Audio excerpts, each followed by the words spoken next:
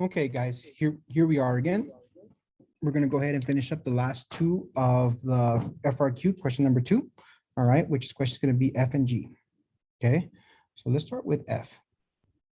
Oops, I got to switch colors here. Got my pen back, so it should be a little bit neater today. Okay, it says determine the value of KEQ for the decomposition reaction of bromine monochloride at 298 K. Okay, so first off, what is KEQ? What does that even mean? All right, so when you're looking at KEQ, okay, KEQ represents the equilibrium constant. Equilibrium constant. Okay, now what is the equilibrium constant? Well, let's take a look at it. We're gonna use this reaction because this is our reaction. Remember that when you have a reaction that has the two arrows that go back and forth, this is what it means by equilibrium. Okay, this reaction is an equilibrium. That means that the products and the reactants are going back and forth at a constant rate where everything is balanced. Okay, so this is the reaction that we're going to use, but let's take a look at what equilibrium is. Okay, so I'm going to zoom up. Okay, we're going to scroll all the way up to your cheat sheets. Okay, here they are. So let's take a look at our cheat sheets that are given to us for the exam. And you're going to see that on the first page, right, you see it here. All right, and here they are. Look, KC, here they call it KC, right? You have your KP, you have your KA, your KB, your KW. And here's what that means, right?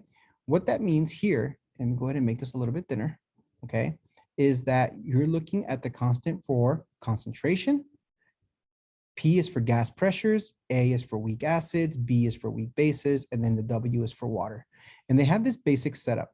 Now, this is what I'm going to explain to you guys right here. I'm going to explain this setup right here. So I'm going to zoom out just a little bit. Okay, what does this setup mean? Well, let's take a look at the reaction. So right now we have a reaction, okay, where you have AA plus B in equilibrium to produce CC plus D. Now, why is everything repeated? Okay, the lowercase letters here represent the coefficients, right? So when you balance an equation, right, you have to add coefficients, right? Now, if you don't add a coefficient, then it's understood that it's 1, but all the lowercase letters here represent the coefficients. When we look at the uppercase, the capital letters, right, these represent the species. The species, the compounds, whatever it is, right? So if you have a balanced chemical equation that is in equilibrium, then the lowercase letters here represent the coefficients, and then the capital letters represent the molecules, the species, the compounds, whatever you want to call them. But this is a basic model for an equilibrium constant. Now, the constant looks like this, okay? When you're talking about equilibrium, what you're saying is that the concentration of the product, right? Product C with its coefficient up here times the concentration of product D with its coefficient now becoming the exponent is going to go over the concentration of product A with its coefficient and product B times product B with its coefficient. The coefficients become the exponents, okay? So that's one thing you want to write down. Coefficients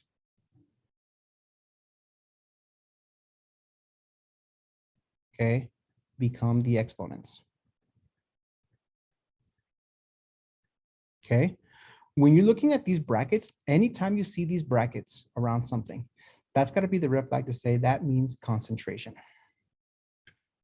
So you're talking about concentration, right? And when I'm talking about concentration, you should know that that means molarity. Okay, molarity. Okay, so this is the basic setup, guys, for equilibrium constant. Okay, I'm using the model right now so you guys understand it, but once I use the chemical formula, you're gonna see how all this makes sense, okay? So remember that products always go on top. Products always go on top, okay? and reactants always go on bottom. That's all you have to do to set it up. Now, if you don't have the value of the concentration, then you just use the chemical formula, okay? And I'll show you what that means in just a second. Okay, so this is our equilibrium constants. Now, there's several to choose from, okay? They all basically do the same thing. They're just used in different situations. If you're working with acids, if you're working with bases, you use these two. If you're asked to find the equilibrium constant of gas pressures, there you go, right? And it's pretty much the same thing, guys. The P just represents pressure of species A, pressure of species B, pressure of species C, et cetera, okay? It looks really fancy, but it's really, really simple once you understand it. So that's all right here, okay? And they give you all these formulas. So if you see that symbol, anything that has the K, okay, start looking here because this will help you set it up depending on what you're working with, okay? So let's go ahead and zoom back out. Let's go back down to our problem. And let's see if we can work this up. So for question F, there's actually a really, really simple question to answer. All we have to do is provide and set up the equilibrium constant for that balanced equilibrium equation, okay? So let me go ahead and switch back to black here, okay? Here is our balanced equation. It's got a coefficient of 2, right? 2BrCl. Okay, gas is in equilibrium to produce bromine gas, right? And it's going to produce 1 mole of that plus 1 mole of chlorine gas, all right? And that's also going to produce our gas here at 1 mole, all right? All right, let me go ahead and change my thickness real quick. So there is our balanced chemical equation. So now we're going to set up the equilibrium constant. So KEQ equals, remember the products always go first, okay? The products always go first, so it's going to be Br2. There's no coefficient, right? There's no coefficient, so I'm not going to put an exponent, times Cl2. Okay, again, there's no coefficient, so I'm not going to put an exponent, is over the reactants, the concentration of bromine monochloride. And this one does in fact have a coefficient of 2, so then that 2 becomes the exponent, okay? This is it. This is all you have to do for the equilibrium constant. So to answer this question, all you have to do is set up the equation and you're done. You're done, right? That's all it's asking you to do for this one. Is just set up the equilibrium constant. There's no calculation because you don't have values of concentrations, right? So to do this one, all you have to do is set up the constant. All right, very good. Let's go ahead and move on to question G. It says calculate the bond energy of BrCl bond or a bromine chlorine bond in kilojoules per mole using delta H for the reaction or the enthalpy of reaction and information in the following table. So you're going to have to use this table. Okay, you have 3 values here. You have a ClCl bond, which is 243. You have a Br bond, a BrBr bond, which is at 193. And then you have a bromine chlorine bond. That's what you got to try and figure out. Okay, so let's take a look here. We have a symbol here, right? We have a symbol and we have units. So let's go back up to our cheat sheet and see what we can find. Okay, so I'm going to zoom back out again. I always get that confused. Okay, I'm going to scroll up to my cheat sheets.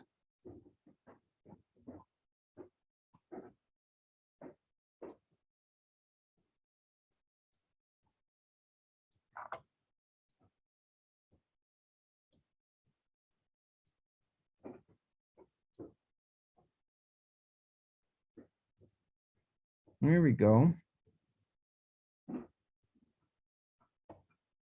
All right, let's see what we got. Okay. Let's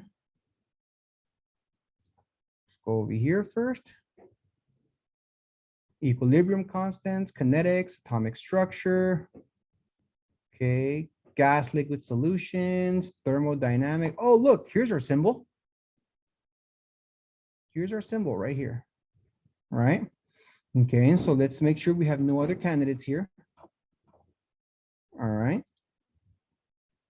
I think that's it, right? Now, in this situation, right, it's asking us to find the bond energy, right? So let's go ahead and take a look at this real quick, all right? Because this is kind of a tricky question. All right. Is it this simple? I don't know, right? I don't know if it's as simple, but at least it gives us a little bit of clue of what we need to do, right? So I'm going to show you guys a method here that we haven't done in class, but we're going to do it here for this particular question, okay? It does involve enthalpies, but what we're trying to figure out is we're trying to figure out the change. So let's go ahead and get this situated.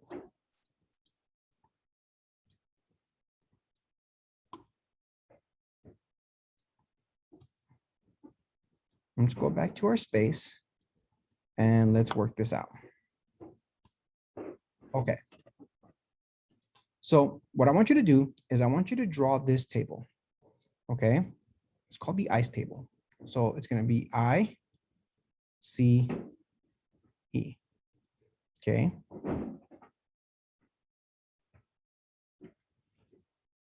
The I represents the initial, okay? This represents the change.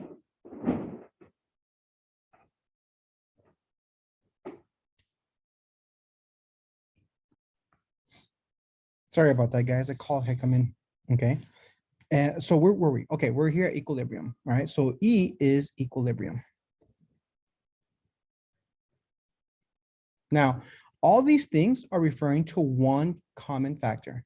All this has to do with the concentration. Now, remember I told you just a few minutes ago that when we found the equilibrium constant, we have no values, right? So we can't really solve it. So what we're going to do now is we're going to do exactly that. We're going to solve it. We're going to assign the values by figuring out what they are, and then we're going to solve the equilibrium constant. Now, how do we do that? Well, the way we do that is we take a look at this table, okay? This is the ICE table. Now, right now, I just kind of told you what the acronym represents. Now we're going to set up the table, okay? Now, what I want you guys to keep in mind is that all this is still on the basis of our balanced chemical equations. So to make things a little bit simpler, I'm going to go ahead and write that again, okay? Remember that this reaction is in equilibrium. All right. It produces bromine gas and it produces chlorine gas. Okay, so the table that we're going to set up is going to be for this reaction. All right, so if you break this up, we're going to make it into 3 columns. Okay, in this case, we're going to make it 3 columns because there are 3 species that we're working with, and then we're going to do our ICE, which is initial, change, and equilibrium of the concentration. So here is our table. I'm going to try and draw this the best that I can.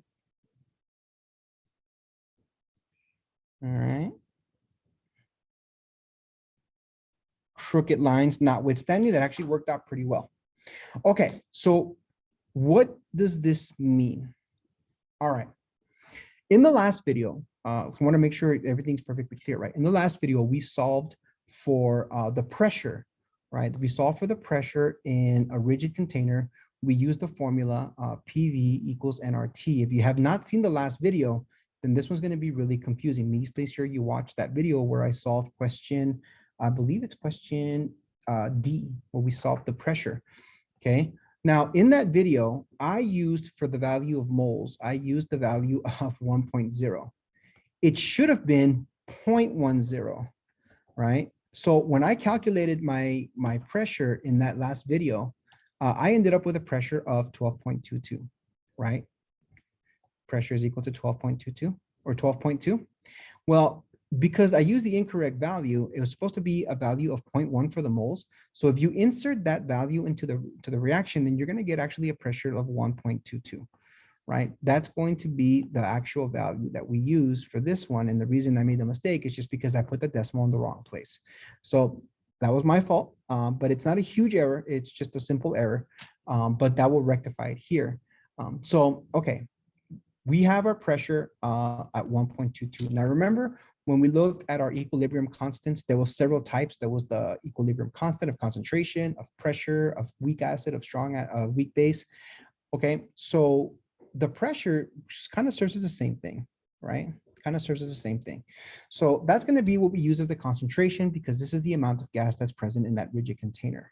Okay, so here, this has to do with pressures. It's the same setup, it's just slightly different language or slightly different symbols, but it all works out the same. Okay, so we already know where the pressure is for this compound, right? So our initial pressure is going to be that we calculated. Our initial concentration is going to be that 1.22, right? Now, because the formation, because the reaction is moving towards the product side, right? At the very beginning of the reaction, there's going to be no pressure here, right? Because you're not making these gases yet. So those are going to start off at 0. Right, your products always begin at 0 because think of it like as the reaction moves forward, you're going to create those things. But at the start of the reaction, they're not there. So they're going to have a value of 0. Okay, your reactant should have a value though. All right, now, how does this reaction change? Okay, well, it's pretty simple. Okay, you need to look at it in terms of mathematics.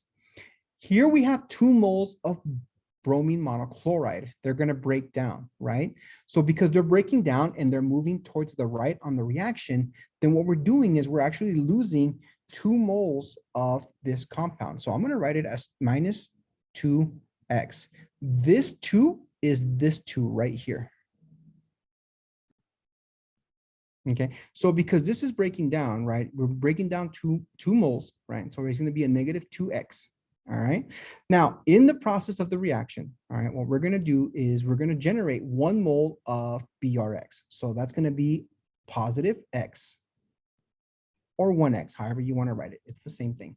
All right. And we're going to make 1 mole of the chlorine gas. So we're going to do 1X. That's how they're going to change.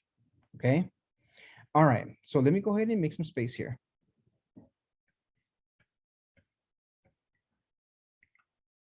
I'm going to erase this real quick. Now, I do want to make a quick correction. This problem that we did was actually question E to write the expression, okay? And then question F is the one that we're working on right now. I read this question and I'm sitting here like, wait a minute. But anyway, so we're finding the value of K. I just got my letters confused, so I apologize for that. Okay, so we're actually working on question F. This is what we're working on. Okay, now, as we go through this, right, here's what's happening.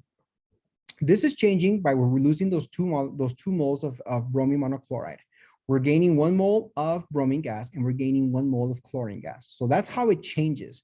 That's how the concentration changes. So it starts with the initial, it changes by this much. And then here, we got to figure out what is the equilibrium. Now, the question here tells us, where is it? The statement here that 42% of the original bromine chloride has been decomposed. So the original one is sitting at 1.22, right? 1.22 in the pressure. If 0.42 of that has decomposed, right? What that's going to give us is going to give us a value of, let's see, 1.22 times 0.42. That's going to give us a value of 0.51. 0.51. That's it, right? 0.512. You want to do it. Okay. So here's what's happening. All right. We got to use this value to solve for X.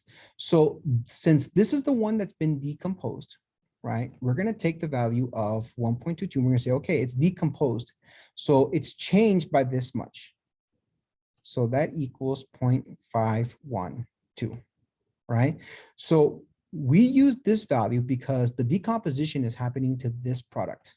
Because the decomposition is happening by that product, we know that it's changed by a value of minus 2x.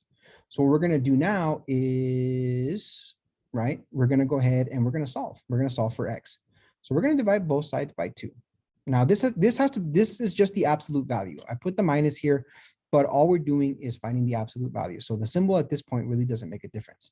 If you divide this out, this cancels, right? And you end up with a value of 0.5 0.26. Let me see, divide that by 2. 0.256. 0.2562. And if you round that up, you end up with 0.26, right? Okay, so that's where we're at. Is equal to X. Is equal to X. Okay, so what did we do? We figured out, we were told in the question, in the statement, that this has decomposed by a factor of 42%. Okay, so 42% of 122 is 0.512, right? That's our value. Now, because it's changed, right, we're going to use the change value in our ICE table to calculate the value of X. So what does that mean? Well, all we got to do now is have a subtraction problem, right? If I take 122, whoops, 1.22, and I subtract from that, right, 0.26.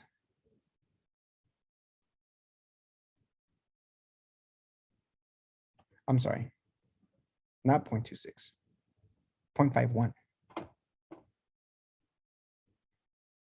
Right, because it's, now we know the value of X, right?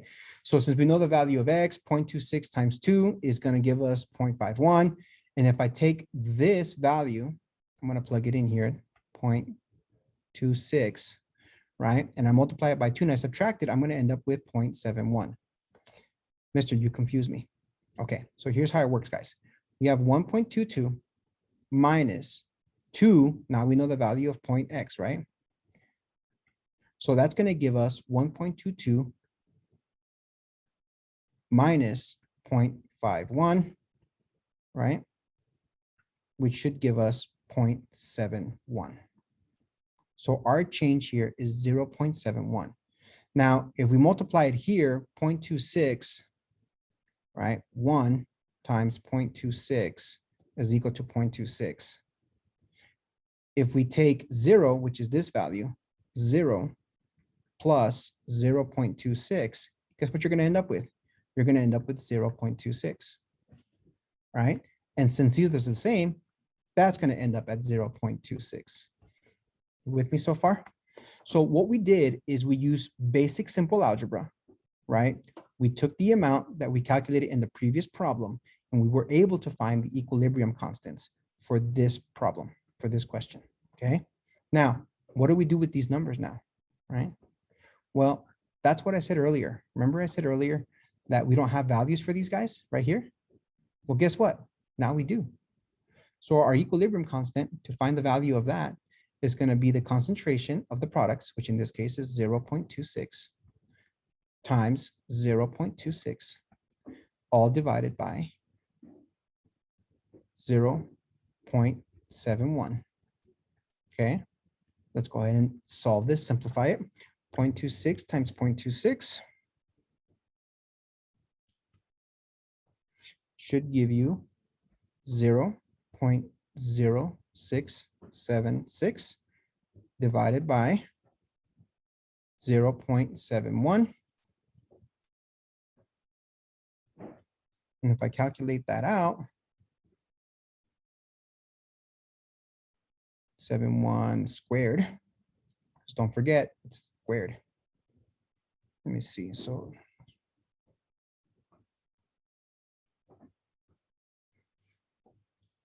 0.26 times 0.26, and then I divide that by 0.71 squared.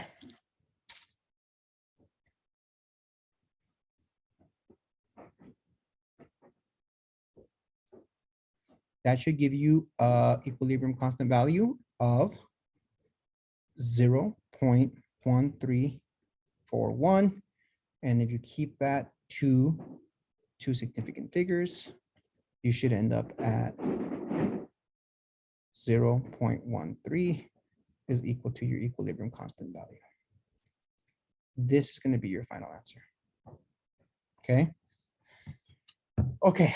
I know that was a lot, but this is basic algebra. Okay. This is really simple, setting up the equation. Okay. What's going to be a little bit tougher is recognizing this, okay, this ICE table. All you have to remember is that the change on the reactant side is always going to be negative, and this change on the product side is always going to be positive, okay? What's happening here is you're going to do the change according to whatever coefficients are in front of the molecule. If, for example, this Br2, let's say, had a 3, right? Then instead of adding plus 1x, you'd be adding plus 3x, okay? So just remember that the change is always going to be in terms of x by however much it changes according to the coefficient. Once you have a value, right? Once you have a value for any one of these, then you can solve for x and then plug in x back and forth to figure out what the equilibrium rate is going to be for all of the equilibrium change is going to be for all of these. Okay. Once you have that, these values here, the ones at on the equilibrium section of the table, are going to be what you plug into the equilibrium constant that you had already set up prior. Once you plug everything in, it's just a matter of simplifying and solving for the answer, right? In this case, it was one mole of each one. So I'm going to put the 0.26 at the top for the products. This is squared because that's what we said here, remember, up here. So I'm going to go ahead and square that, simplify everything, and you get your final answer. Okay, this is your final answer. So we didn't go over this in class. That's why I wanted to make sure I went over it with you guys here. But this is basically the gist of equilibrium, guys. Don't let all the symbols and all the letters confuse you. Remember that your cheat sheet is probably going to be your best resource. So if you can't remember something, you at least have that to kind of try and spark your memory. All right, that's it for today. I'm going to go ahead and upload this video here in a little bit, but if you have any questions, send me an email, okay?